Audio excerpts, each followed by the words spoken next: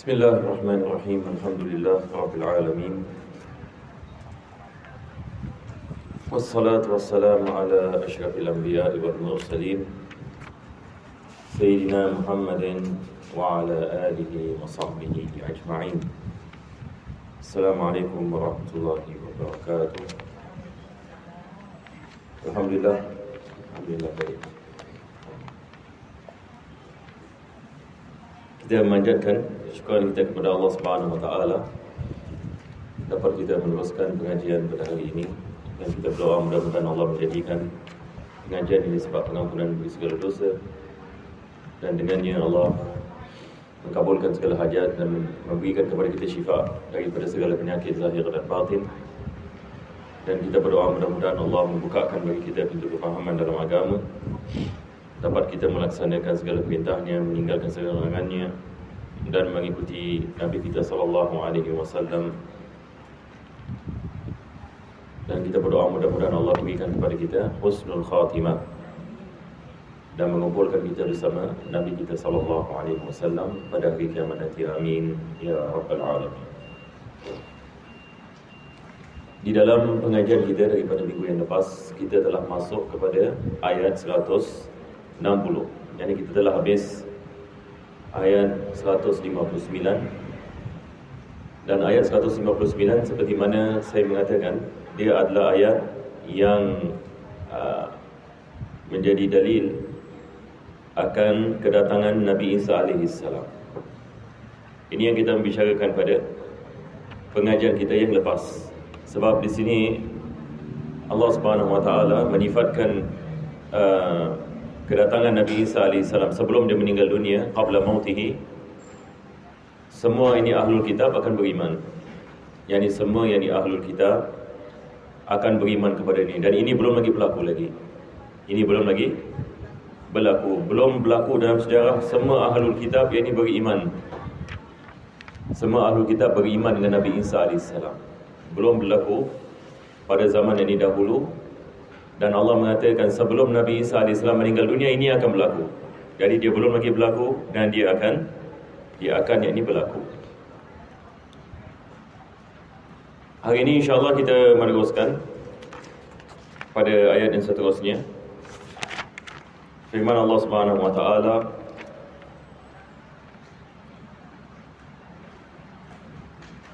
Fa'udhu billahi minasyaitanir rajim.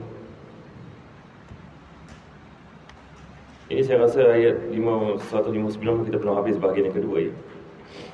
Firman Allah Subhanahu wa taala, a'udzu billahi minasyaitonir rajim, wa in min ahli alkitabi illa la yu'minanna bihi qabla mautih wa yawmal qiyamati yakunu 'alaihim shahida.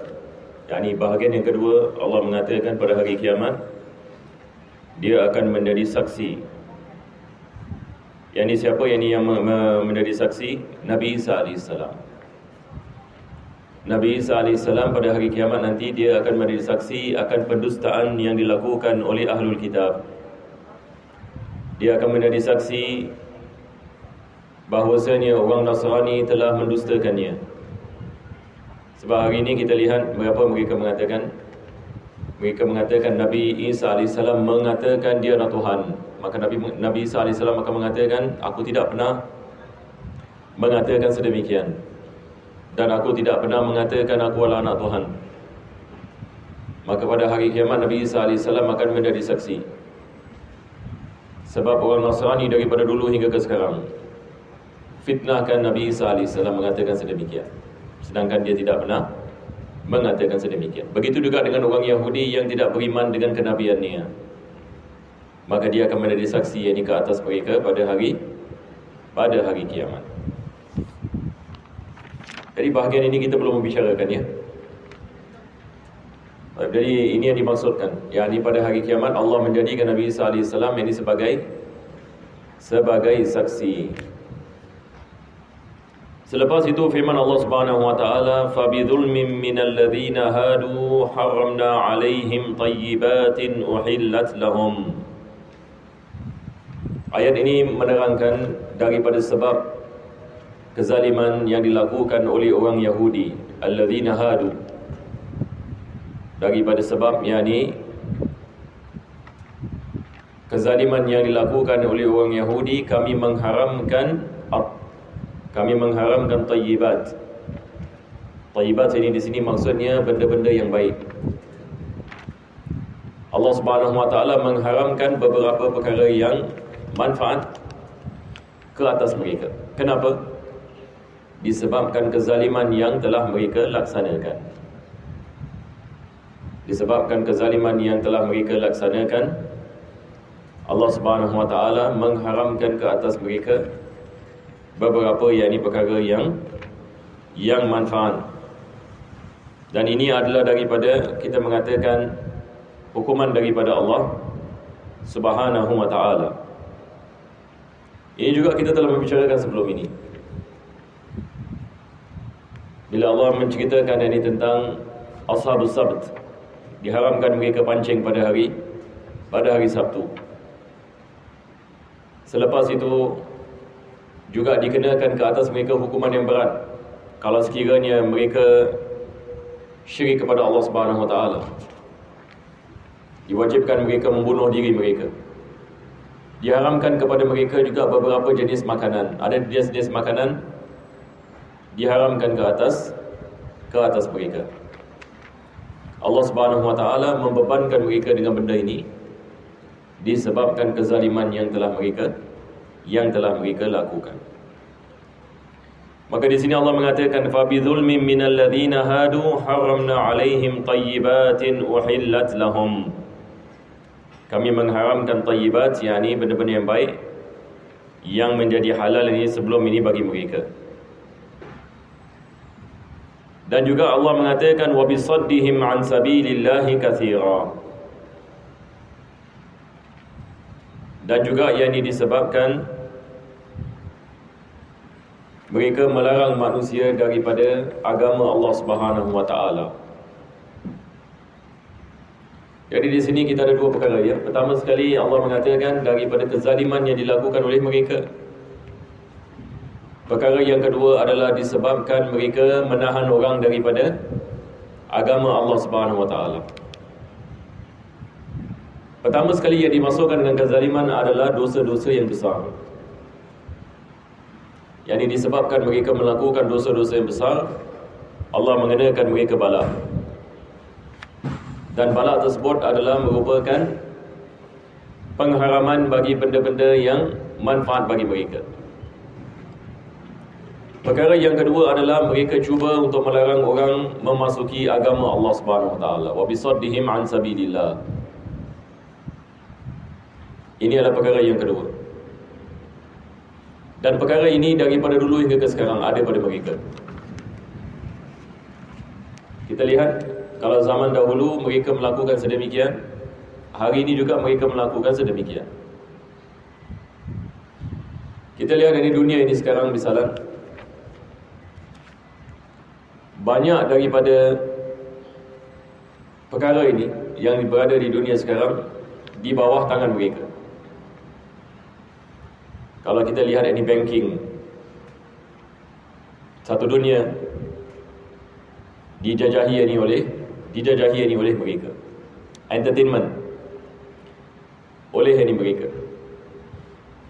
Maka kita lihat bagaimana mereka menggunakan kekuatan ini yang ada pada mereka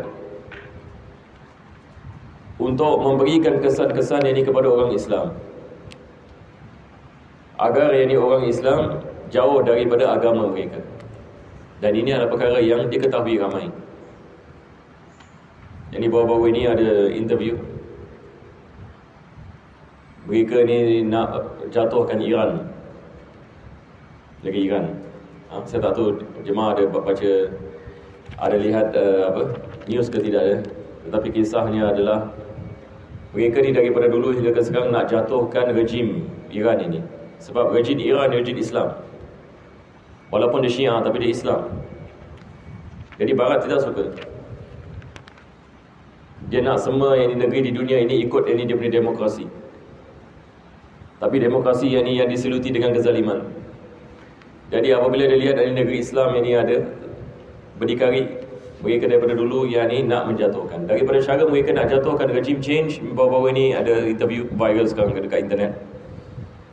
adalah mereka memberikan satellite dish ke negeri tersebut. Yang ini menggunakan satellite. Ajib.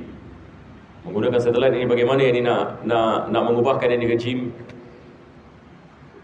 Orang Yahudi ni yang berbual ni, dia mengatakan kita kalau boleh rosakkan akal orang yang ada di sana dengan kita membesarkan Barat dan memberikan kepada mereka Hollywood dan juga video-video yang mereka dapat tonton dan sebagainya, ini dapat mengubahkan mereka. Dan ini dapat menyebabkan generasi muda terkesan dan mereka akan menjatuhkan rejim ini di Iraq. Jadi cara mereka adalah begitu, yakni dengan memberikan ini orang Islam, cara mereka. Jadi hari ini kalau anak-anak kita ini misalan sekejap ini tengok Superman, Spiderman. Lepas itu yang ini dah, kalau dah teenager sedikit, semua yang ini membesarkan ini video-video yang ini Hollywood. Nampak tak? Dan begitu juga dengar yang ini muzik, ini semua yang ini muzik yang ini mereka. Apa akan jadi? Ini kita nak fikirkan ya. Dia dapat mengubahkan manusia.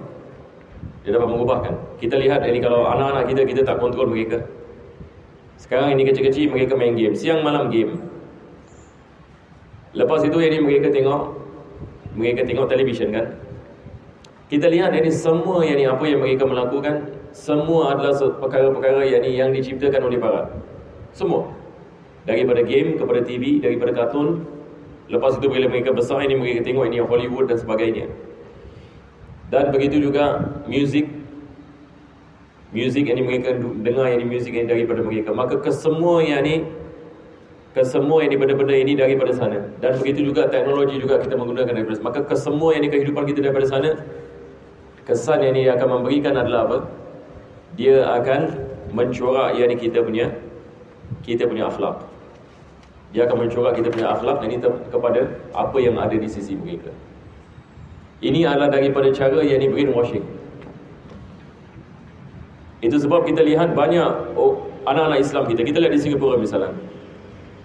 Kita lihat mereka orang Islam, tapi cara mereka yang ni 100% yang di Barat. 100%. Daripada cara pemikiran, daripada cara pakaian, kesemuanya.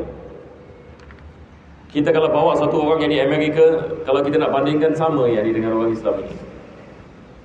Yang ni dengan dia punya muziknya, dengan dia punya pemikirannya apabila hatta dalam agama. Kita kalau berbual tentang agama, maka mereka memandang agama ni macam enteng saja. Mereka lebih membesarkan yang ni.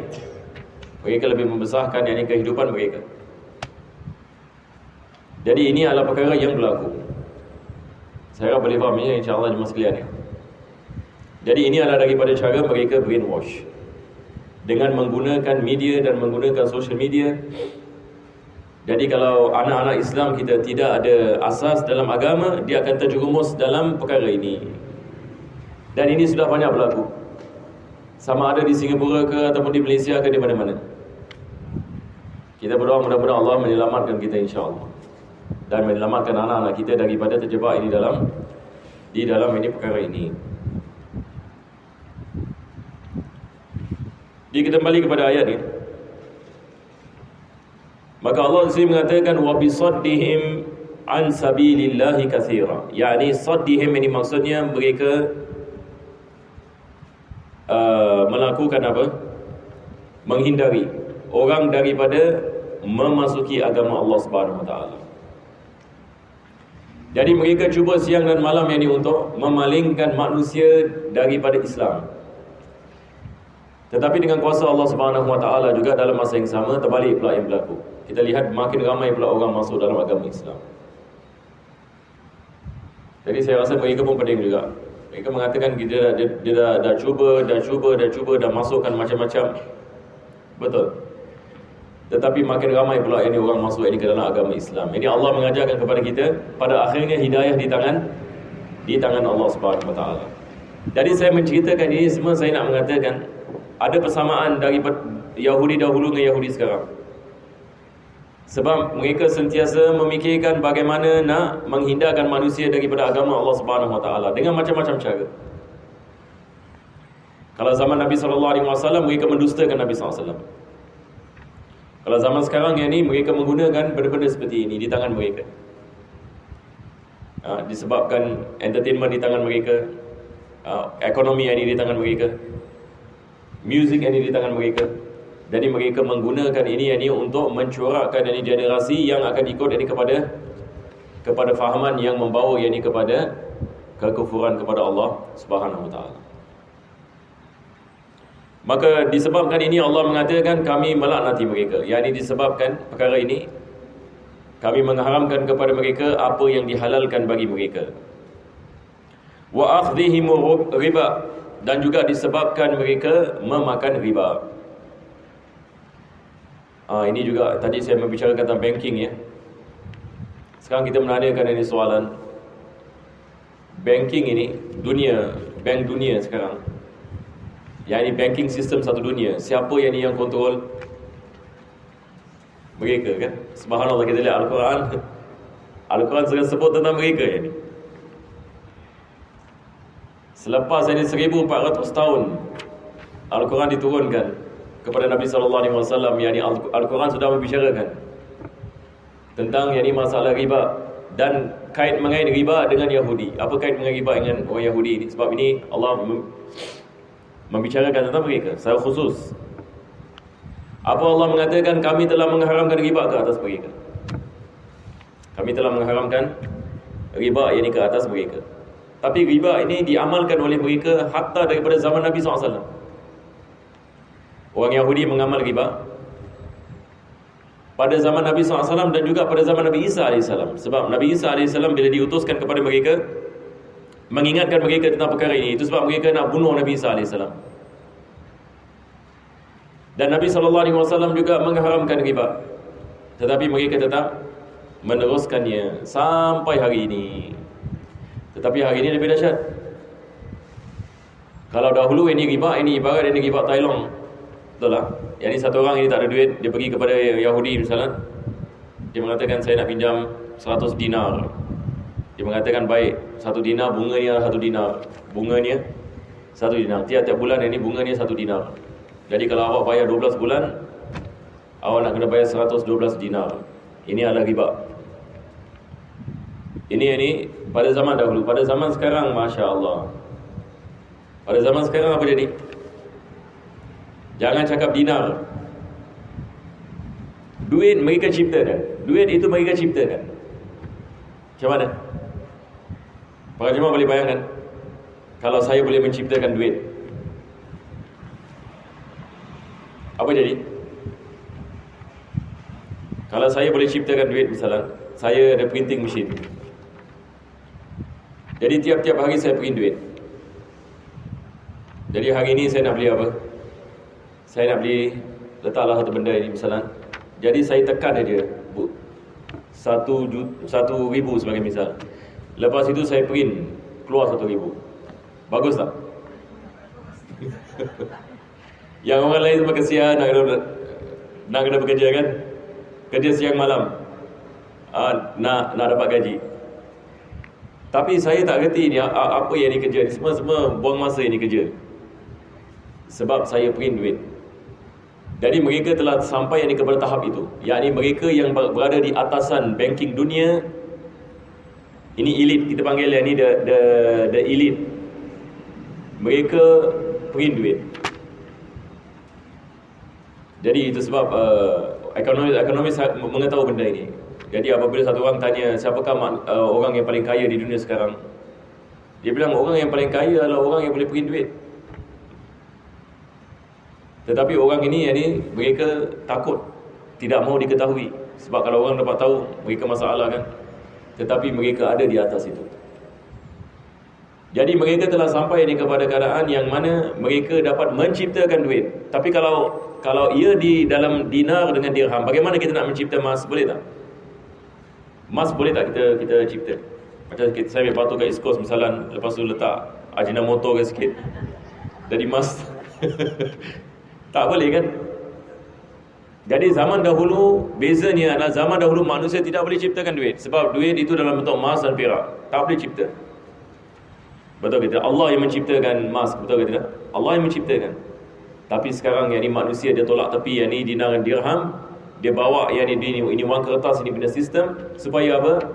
Supaya mereka dapat menciptakannya.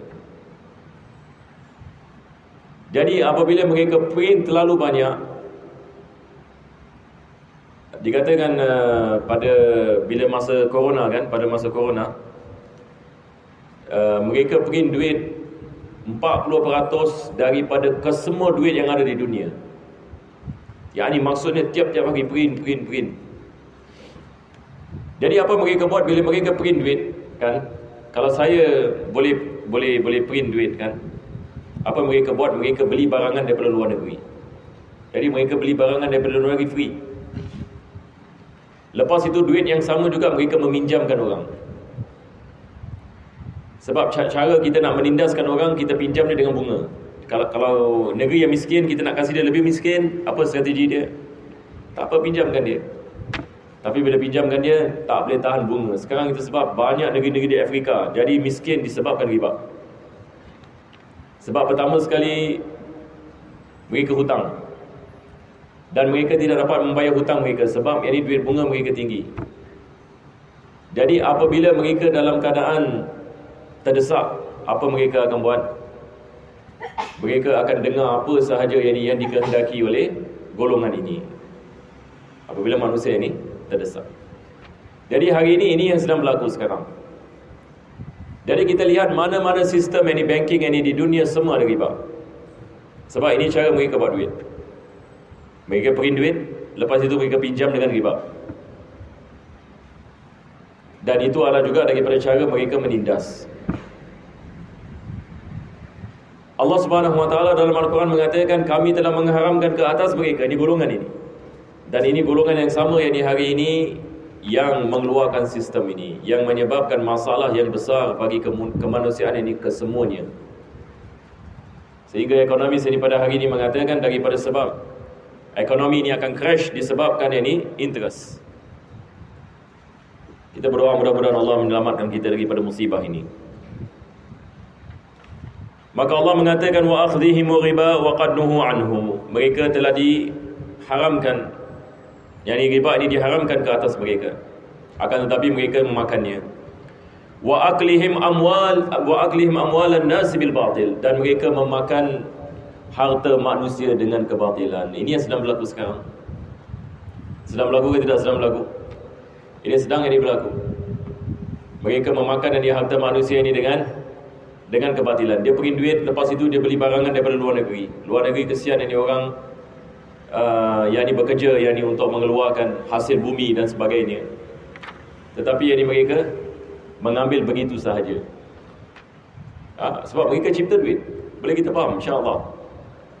Mereka cipta duit, maka mereka membeli barangan yang ini maksudnya tidak ada harga. Ini adalah penindasan. Maka di sini Allah mengatakan memakan yang ini harta manusia yang ini dengan haram. Jadi mereka zaman dahulu hingga ke sekarang yang ini menipu di dalam ini perniagaan. Menipu dalam transaksi, memakan riba dan menyebabkan yang ini masalah kemiskinan. Kita lihat apa yang berlaku di Afrika. Afrika menjadi miskin kenapa? Padahal Afrika ini negeri kaya. Kalau kita lihat negeri Afrika ini kesemuanya, dia kaya dengan harta bumi. Indonesia negeri yang kaya. Indonesia kalau kita lihat, saya pernah berbual dengan satu orang Indonesia, dia mengatakan kepada saya, dia mengatakan di Indonesia apa saja kita tanam akan tumbuh. Yang ini Allah memberikan barakah. Tapi memang betul kita lihat, semua yang ini jenis tumbuhan boleh ditanam ini di Indonesia.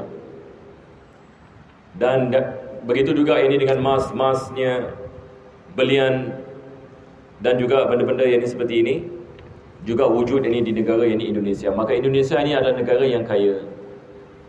Begitu juga dengan Afrika.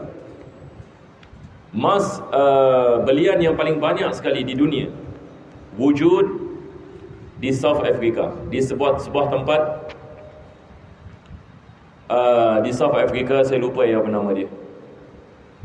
Jadi apa mereka buat ini, orang Yahudi ini, mereka datang ini ke South Africa, mereka beli tanah itu dan mereka korek. Dia lebih besar daripada Singapura. Dia punya tanah yang mereka korek ini lebih besar daripada Singapura. Dan itu ini belian yang mereka dapat di sana dengan banyak sekali. Jadi di Afrika ini banyak yang emas, begitu juga banyak minyak. Tapi apa jadi? Hari ini kita lihat negeri yang kaya dengan harta bumi menjadi negeri yang paling miskin di dunia. Terbalik pula. Yaman negeri yang kaya, Yaman. Yaman ini banyak minyak. Akan tetapi hasil daripada minyak itu tidak kembali kepada rakyatnya. Rakyat Yaman merupakan rakyat yang paling miskin di Timur Tengah. Padahal yang ini mereka memiliki minyak yang paling banyak. Jadi kekayaan pergi ke mana? Begitu juga kita lihat di Indonesia. Jadi bagaimana mereka memiskinkan sebuah negeri? Dengan wang. Kita lihat ini rupiah ini di Indonesia ini sebawah-bawahnya. Kita hari ini kita ada duit Singapura misalnya, kita ada berapa? Satu Singapura berapa rupiah sekarang? Siapa tahu? Saya memberikan misal kalau 20 tahun yang lalu kita $1 kita boleh beli ayam di Indonesia misalnya, $2 kita boleh beli satu ayam. Tetapi disebabkan duitnya jatuh dan jatuh, sekarang ini ia menjadi lebih murah. Ia dapat menjadi, kalau kita mengatakan 20 tahun yang lalu kita beli ayam misalnya taklah $5. Sekarang kita boleh membeli ayam mungkin $2. Kenapa? Sebab duit kita makin tinggi, duit mereka makin jatuh. Jadi the difference ini dalam currency menyebabkan apa? Menyebabkan kita boleh beli barangan mereka dengan lebih. Dan ini pada hakikatnya kalau kita lihat dari keseluruhannya, ini adalah penindasan dengan menggunakan mata wang. Jadi mereka ada harta bumi yang banyak, akan tetapi mereka tetap dalam kemiskinan disebabkan dengan terjebak di dalam masalah riba ini, dan juga penciptaan wang. Ini adalah penindasan. Tetapi negara-negara mereka tidak ada pilihan lain. Tidak ada pilihan lain melainkan untuk masuk kepada sistem ini. Jadi kita lihat apa yang sedang berlaku adalah memakan harta manusia dengan haram, yang tidak dibolehkan. Maka ini adalah perkara yang mana Allah mengatakan adalah berkait dengan orang Yahudi daripada dulu dan juga sampai hari ini kita lihat. Di sini Allah mengatakan wa aklihim amwalan nasi bil batil, memakan harta manusia dengan kebatilan. Wa atadna lil kafirina minhum adaban alima, dan kami menyediakan ke atas mereka yang tidak beriman azab yang pedih. Jadi mereka boleh buat apa saja mereka melakukan hari ini. Mereka boleh menjadi manusia sekaya-kayanya. Mereka boleh menindas berjuta-juta manusia. Mereka boleh memakan harta manusia dengan kebatilan. Tetapi Allah mengatakan satu hari mereka akan kembali kepada Allah. Dan manusia semua akan balik kepada Allah. Dan di bawah hukuman Allah Subhanahu Wa Taala, baru manusia akan mengetahui ke mana dia akan pergi. Sebab dunia ini hanya sementara saja. Seseorang boleh melakukan dosa dan boleh membunuh orang, boleh memakan harta orang, tetapi segala amalannya akan diperlihatkan oleh Allah Subhanahu Wa Taala.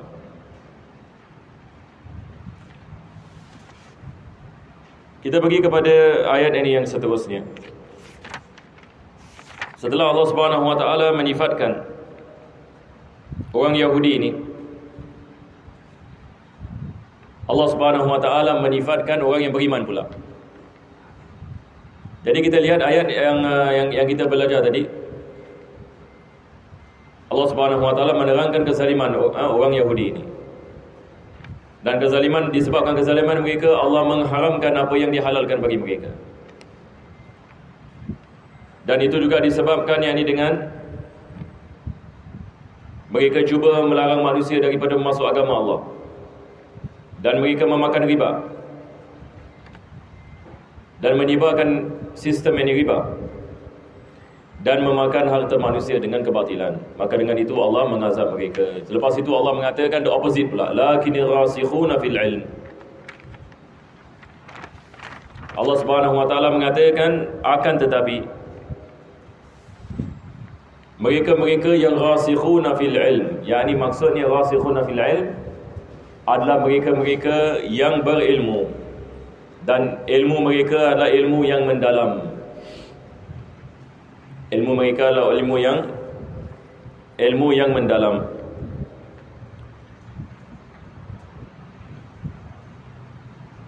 Lakin rasikhuna fil ilmi minhum. Akan tetapi bagi mereka-mereka yang ilmu yang mendalam dan mengamalkan apa yang diperintahkan oleh Allah. Sebab di sini apa yang dimaksudkan? Tadi kita mengatakan orang Yahudi kan? Sekarang pula Allah mengatakan ada sebahagian daripada orang Yahudi yang rasikhuna fil ilm, iaitu mereka mempunyai ilmu yang mendalam dan mereka mengamalkan perintah-perintah Allah Subhanahu wa taala. Sebagai misal, kita pada zaman Nabi sallallahu alaihi wasallam, kita ada satu orang Yahudi namanya Abdullah bin Salam. Abdullah bin Salam ini dia adalah padri. Dan dia beriman kepada Nabi sallallahu alaihi wasallam. Yani apabila dia lihat Nabi sallallahu alaihi wasallam, dia beriman. Dan dia adalah orang yang alim di kalangan Yahudi. Ini adalah pengecualian. Jadi maksudnya bukan semua orang Yahudi. Sebab ada sebahagian daripada mereka yang beriman, yang berilmu, yang beramal, dan Allah Subhanahu wa taala memuji mereka. Jadi itu sebab ini di sini kita harus bezakan. Kita mengatakan Islam tidak mengajarkan kepada kita membenci orang Yahudi, tidak. Adakah Islam mengajarkan kepada kita benci Yahudi? Tidak. Tetapi Islam mengajarkan kepada kita, bila kita lihat ini kepada manusia, kita lihat kepada amalan mereka. Sebab ada orang Yahudi yang beriman, ada orang Yahudi yang keislaman mereka lebih baik daripada keislaman kita. Yang maksudnya bukan semua orang Yahudi. Walaupun kebanyakan daripada mereka tidak beriman, kebanyakan daripada mereka menzalimi diri mereka dengan melakukan maksiat dan melakukan perkara-perkara yang bercanggah dengan agama dan sebagainya. Tetapi ada segelintir di antara mereka yang beriman kepada Allah Subhanahu wa taala. Jadi di sini apa yang penting, akhirnya kita mengatakan kebahagiaan yang Allah memberikan kepada mereka yang beriman dan beramal soleh. Tak kira sama ada mereka Yahudi ke, mereka Arab ke, mereka Melayu. Yang penting apabila manusia beriman dan beramal, maka pasti Allah akan memberikan ganjarannya. Ini adalah mesej ini Al-Quran. Itu sebab ini Islam selesaikan masalah racism. Sebab kebiasaan ini manusia ini dia lihat bangsanya lebih baik daripada bangsa yang lain. Ini kebiasaan manusia. Betul tak? Allah menciptakan kita berbangsa-bangsa. Kebiasaan manusia dia akan lihat kelebihan bangsa ni daripada bangsa yang lain. Dan berkenaan dengan racism ini sampai hari ini manusia belenggu dengan perkara ini. Lebih lagi orang yang tidak beriman, mereka sentiasa menganggap ini bangsa mereka special daripada bangsa yang lain. Tetapi Islam mengajarkan kepada kita, Allah Subhanahu wa taala tidak lihat kepada bangsa, dan Allah tidak lihat ini kepada warna kulit, dan Allah tidak lihat ini kepada bahasa. Akan tetapi Allah lihat ini kepada ketakwaan. Jadi bila kita belajar Al-Quranul Karim, ini adalah mesej ini Al-Quran yang selesaikan masalah racism ini di dunia. Sebab ini manusia kalau tidak dihidayah, dia akan menyangkakan bangsa saya yang lebih baik daripada bangsa itu. 100 tahun yang lalu kita ada masalah, misalan orang putih dengan orang hitam di Amerika. Ini masalah racism beratus tahun. Sebab orang putih dulu apa dia buat? Dia tangkap ini orang di Afrika, dia jadikan hamba abdi, bawa ini ke Amerika. Jadi semua ini orang hitam di Amerika sekarang ada keturunan ini hamba. Kesian mereka. Orang Melayu tak adalah sampai macam itu kan. Tetapi ini yang dilakukan ini kepada orang Afrika pada satu ketika yang lalu. Jadi orang putih ini mereka menganggap mereka ini adalah master. Kalau orang hitam yang dianggap rendah punya orang. Betul tak? Sebab mereka adalah hamba abdi. Jadi beratus tahun yang ni manusia ada persepsi itu. Orang putih superior. Orang yang ni yang berwarna adalah second class. Ada caste system. Sama juga di India. India pun kita ada caste system kan. India sampai hari ni mereka punya caste system pun dahsyat juga. Mereka tak duduk atas meja.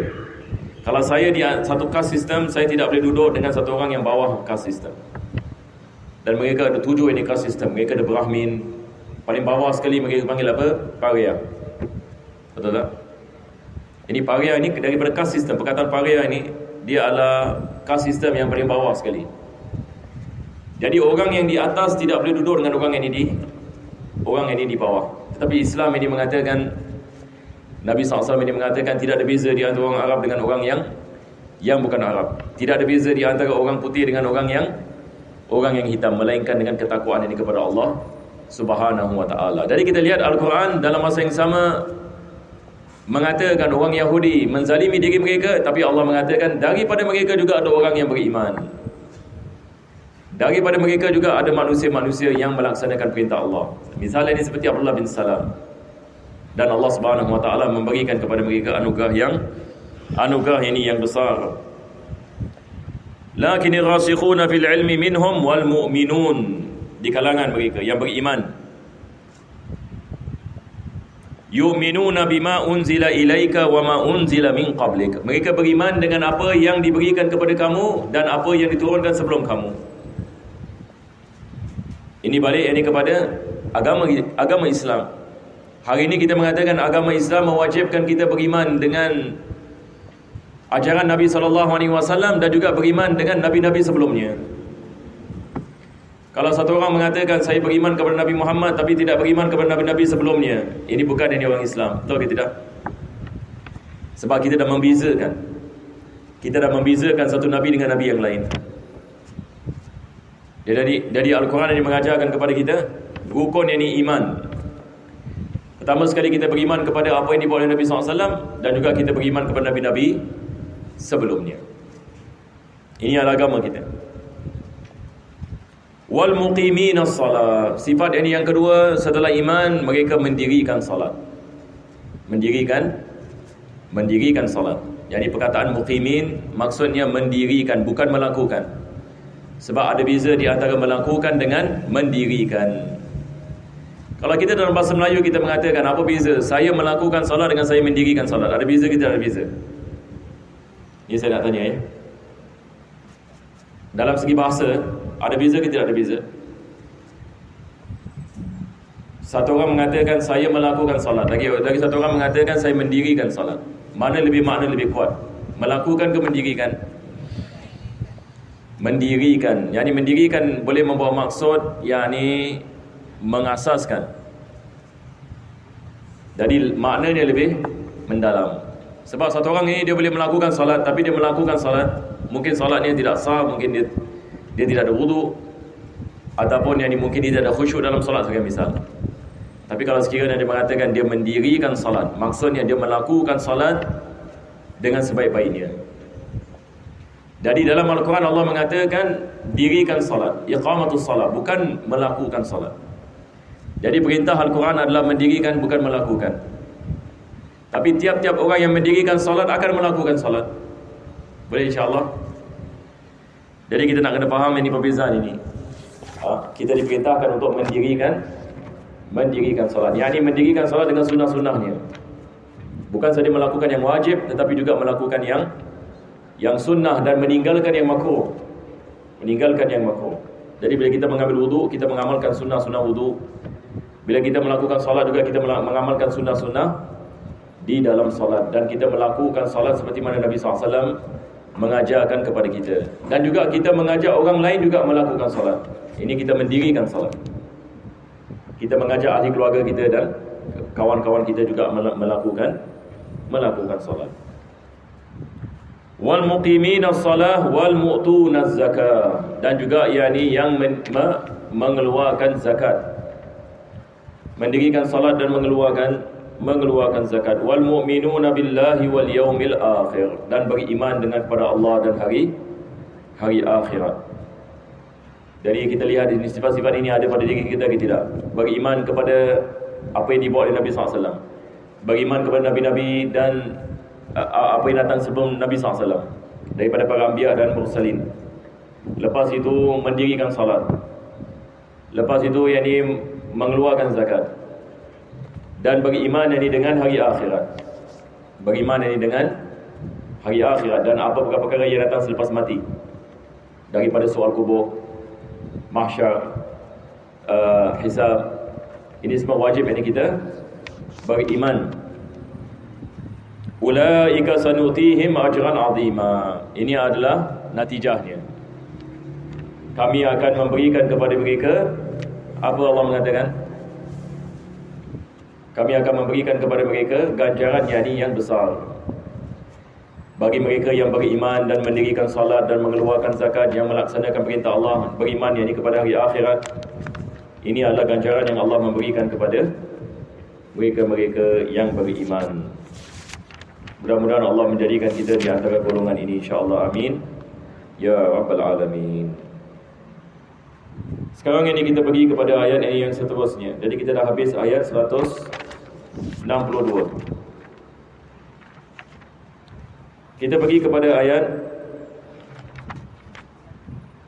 163.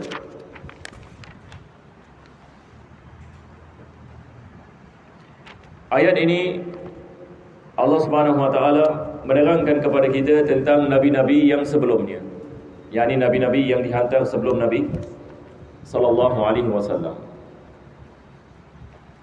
Jadi kita lihat Allah menghantar para nabi kepada manusia, daripada Nabi Adam alaihissalam sehingga Nabi Muhammad sallallahu alaihi wasallam. Dan Allah Subhanahu wa taala memberikan wahyu dan memberikan kitab kepada sebahagian nabi untuk menerangkan kepada manusia akan agama mereka. Jadi ini adalah daripada kelebihan Allah memberikan kepada manusia apabila Allah menghantarkan kepada mereka seorang nabi. Maka Allah mengingatkan kita tentang perkara ini, seperti mana Allah menghantarkan nabi-nabi kepada kaum sebelum kita, Allah menghantarkan Nabi SAW kepada kita. Maka di dalam ayat ini firman Allah Subhanahu wa taala, Inna awhayna ilaika kama awhayna ila Nuhin wan nabiyyina min ba'dih. Yani sesungguhnya kami telah memberikan wahyu kepada kamu ya Muhammad sallallahu alaihi wasallam seperti mana kami telah memberikan wahyu kepada Nabi Nuh alaihi salam dan juga para nabi selepasnya.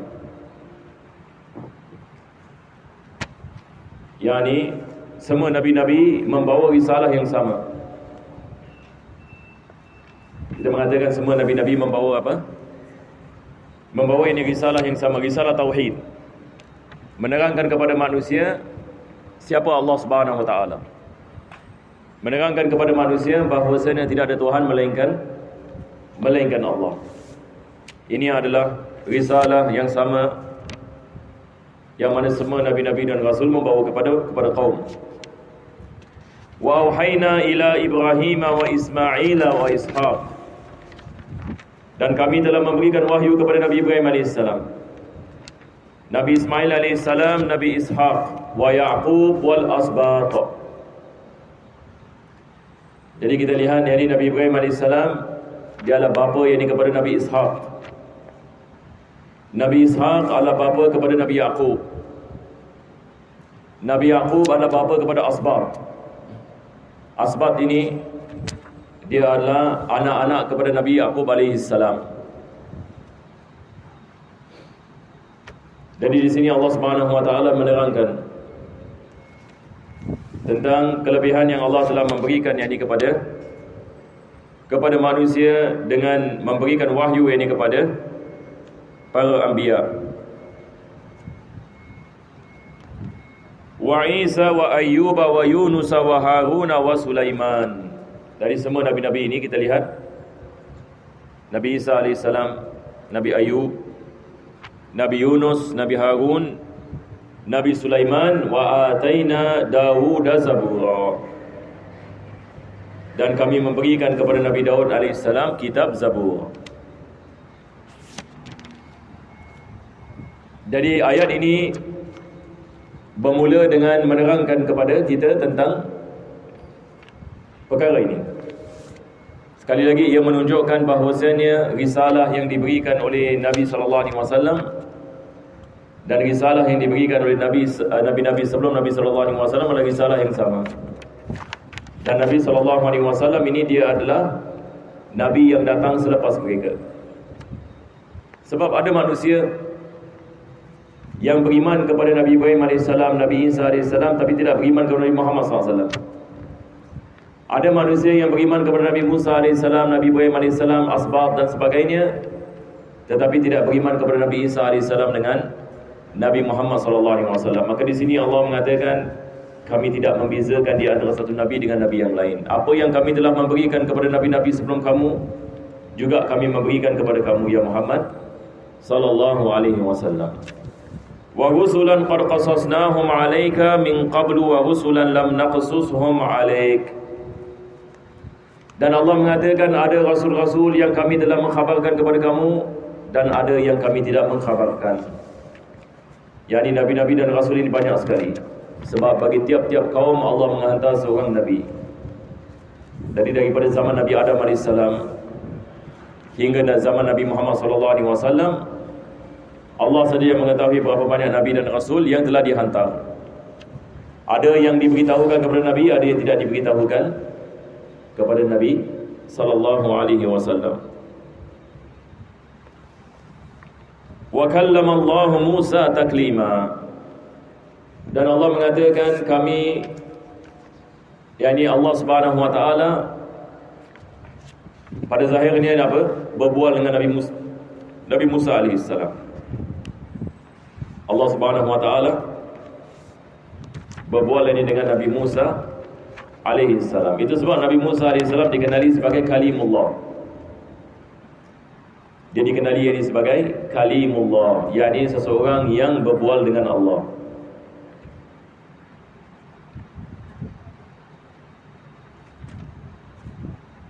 Maksudnya di sini adalah sebahagian Nabi Allah memberikan kelebihan. Sebahagian Nabi Allah Subhanahu wa taala memberikan kelebihan. Maksudnya kita lihat misalnya ada sebahagian Nabi Allah memberikan kitab.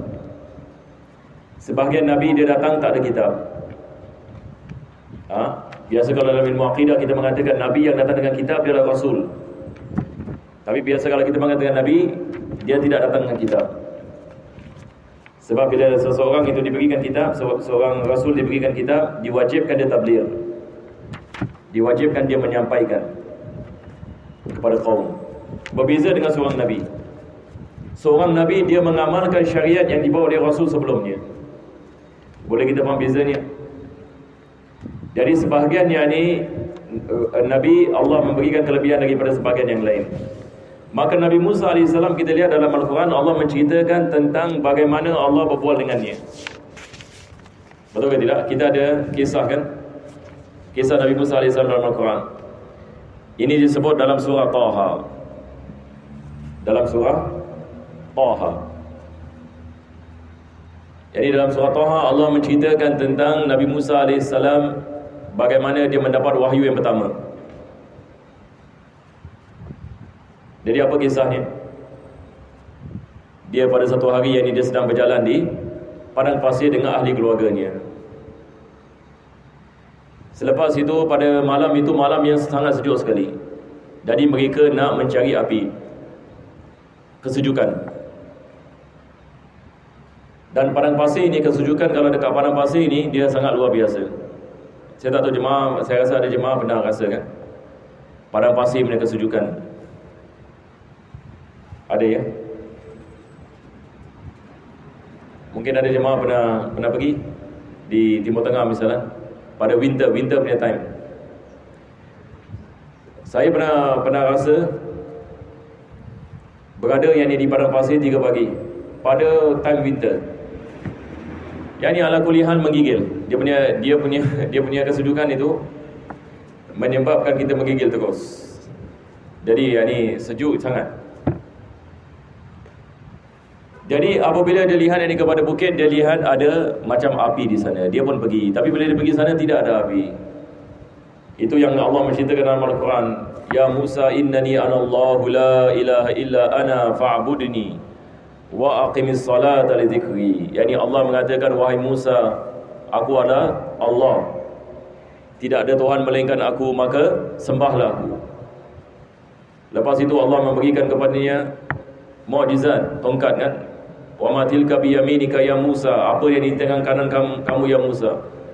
Dia mengatakan hiya asaya. Ini adalah tongkat aku. Allah mengatakan fa'alqiha ya Musa. Buang ini tongkat ini. Tiba-tiba dia jadi ular. Jadi di sini maksudnya ada perbualan. Maka Nabi Musa AS dikenali sebagai kalimullah. Ini satu orang yang dia berbual ini dengan Allah Subhanahu wa ta'ala. Tetapi maksud ini berbual di sini pun kita nak kena faham, ya, bukan maksudnya Allah berbual ini macam kita. Sebagian dari ulama kita mengatakan Allah menciptakan suara yang menerangkan kepadanya tentang kehendak Allah Subhanahu wa ta'ala. Jadi suara itu adalah ciptaan Allah Subhanahu wa ta'ala. Bukan maksudnya Allah berbual seperti mana kita berbual. Sebab kita dah menyamakan Allah dengan makhluk. Tetapi maksudnya adalah sebagian ulama mengatakan Allah menciptakan suara yang mana dengan itu difahami oleh Nabi Musa AS. Jadi Allah menerangkan tentang Nabi-Nabi ini dan Rasul kesemuanya dihantarkan kepada manusia. Seperti mana Nabi SAW dihantarkan kepada manusia. Rusulan mubasyirin wa munzirin. Allah mengatakan Nabi-Nabi dan Rasul dihantarkan sebagai mubasyirin, munzirin, memberikan berita gembira dan melarang, memberikan amaran kepada manusia. Dari Nabi-Nabi mengajarkan kepada manusia, kalau kamu beriman, kamu akan dapat jannah. Kalau kamu kufur kepada Allah, kamu diazab dalam neraka. Ini adalah mubasyirin wa munzirin. Yang ini memberikan mereka berita gembira dan memberikan mereka amaran kalau mereka tidak beriman. Jadi ini adalah tugas dari para Nabi dan Rasul. Begitu juga dengan Nabi SAW. Dia mendatangkan yang berita gembira dan dalam masa yang sama juga dia memberikan amaran yang kepada manusia bagi mereka yang tidak beriman. Mudah-mudahan kita dijadikan di antara manusia yang beriman, yang diterima yang imannya dan diampunkan yang dosanya.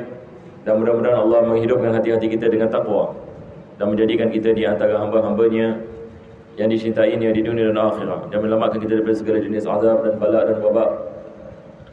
Dan mudah-mudahan Allah memberikan kepada kita keselamatan di dunia dan akhirat dan memasukkan kita ke dalam syurga tanpa hisab. Amin ya rabbal alamin. Rabbana taqabbal ma'ana innaka antas samiul alim wa tub 'alaina innaka antat tawwabur rahim. Wa akhtim bis salihati a'malan wa ajrina Allah ya karim. Fadhil subhana rabbika bil 'izzati 'amma yasifun. Salamun 'alal mursalin walhamdulillahi rabbil alamin.